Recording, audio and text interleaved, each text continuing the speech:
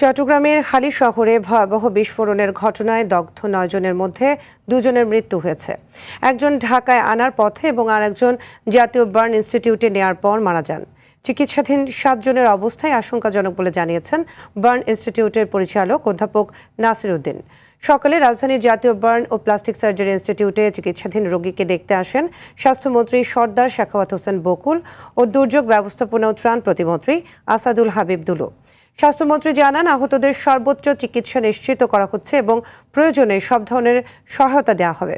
দুর্যোগ ব্যবস্থাপনা ও ত্রাণ প্রতিমন্ত্রী আসাদুল হাবিব দুলু বলেন, গ্যাস লিকেজ জনিত এমন দুর্ঘটনা প্রায় ঘটছে। ভবিষ্যতে এ ধরনের দুর্ঘটনা রোধে সংশ্লিষ্ট ৩ মন্ত্রণালয় একসঙ্গে কাজ করবে বলেও জানান তিনি। এখন পিরিয়ড হোক রেগুলার বা হেভি, প্রয়োজন মতো কনফিডেন্স আছে রেডি। Play with confidence. সকালবেলা আমাদের আরেকজন বাচ্চা মারা গেছে, শাওন নামে 16 বছরের একটা বাচ্চা মারা গেছে। বাকি যারা আছে তাদের মধ্যে স্যাররাও বলেছেন, আমরাও বলেছি যে সবারই 30%-এর মিনিমাম বার্ন যারা আছে তার 30% উইথ ইনহেলেশন ইঞ্জুরি সবসময় আশঙ্কাজনক। তো তারপরেও আমরা আমাদের মতো করে যত ভালো চিকিৎসা দেওয়া সম্ভব দিব, বাকিটা আল্লাহর ইচ্ছা। দর্শক, এই মুহূর্তে জাতীয় বার্ন ও প্লাস্টিক সার্জারি ইনস্টিটিউটে রয়েছেন সহকর্মী সাকিবুর রহমান, সরাসরি যুক্ত হচ্ছেন তিনি। সাকিব, বার্ন ইনস্টিটিউটে রোগীদের সর্বশেষ পরিস্থিতি কি দেখতে পাচ্ছেন, সেই সাথে চিকিৎসকরা তাদের নিয়ে কি বলছেন আমাদের জানাবেন।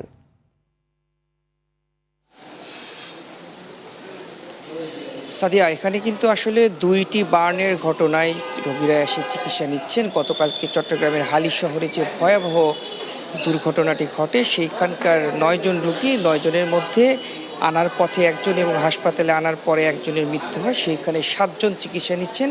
7 জনই কিন্তু আশঙ্কাজনক অবস্থায় রয়েছেন। হাসপাতালের চিকিৎসকরা সেটি জানিয়েছেন। তারা সর্বোচ্চ চেষ্টা করছেন রোগীরা যাতে সুস্থ হয়ে ওঠেন। 2 জন রোগী কিন্তু রয়েছেন 100%-এর বেশি বার্ন, সেক্ষেত্রে তাদের অবস্থা বেশি আশঙ্কাজনক, যার ফলে যারা চিকিৎসক রয়েছেন তারা কোনোভাবে আশাহত হতে চান না। তারা আশা করছেন যাতে তাদেরকে সুস্থ করে তুলতে পারে। চট্টগ্রামের যে ঘটনা, সেটি কিন্তু পাইপলাইন থেকে লিকেজের ঘটনায় বিস্ফোরণ হয় এবং আজ সকালবেলা কুমিল্লার দাউদকান্দিতে গ্যাসের সিলিন্ডার বিস্ফোরণের একটি ঘটনা ঘটে। সেখানে 4 জন দগ্ধ হন। 4 জনের মধ্যে 3 জনকে এই হাসপাতালে আনা হয়েছে। সেই 3 জনেরও কিন্তু চিকিৎসা চলছে। তাদেরকেও তারা সুস্থ করে তোলার বিষয়ে যত ধরনের চিকিৎসা দরকার সেটি দিচ্ছে। এই হাসপাতালটিতে স্বাস্থ্যমন্ত্রী এবং দুর্যোগ ত্রাণ মন্ত্রী তারা এসেছিলেন, রোগীদের দেখেছেন, তাদের চিকিৎসার খোঁজ খবর নিয়েছেন। পাশাপাশি ডাক্তারদেরকে তারা কিছু দিক নির্দেশনা দিয়েছেন। তাদের চিকিৎসার জন্য সব ধরনের ব্যবস্থা সরকারের পক্ষ থেকে করা হবে, বিনামূল্যে তাদের চিকিৎসা করা হবে, সেই কথাটিও কিন্তু তারা বলেছেন।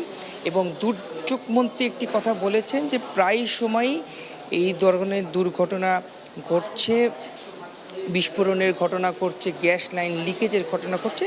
3 মন্ত্রণালয় মিলে তারা কমিটি করে এই ঘটনা যাতে ভবিষ্যতে আর না ঘটে সেই বিষয়ে তারা কাজ করবেন বলে আমাদেরকে জানিয়েছেন। সব মিলিয়ে বলা চলে যে রোগীদের চিকিৎসা চলছে। ডাক্তারদের পক্ষ থেকে সব ধরনের চেষ্টাই করবেন তারা, যাতে রোগীরা পুরোপুরি সুস্থ হয়ে ওঠে। তবে যেহেতু রোগীদের বার্ন বেশি, শ্বাসনালীতে তাদের বার্ন রয়েছে, সেক্ষেত্রে আশঙ্কাজনক এবং সেখানে আল্লাহর উপর ভরসা করা ছাড়া তেমন কিছুই নেই বলে চিকিৎসকরা জানিয়েছেন। তো এই ছিল এখন পর্যন্ত আমার কাছে জাতীয় burn and plastic surgery institute থেকে চিকিৎসার সর্বশেষ খবরাখবর। সাদিয়া, ধন্যবাদ সাকিব।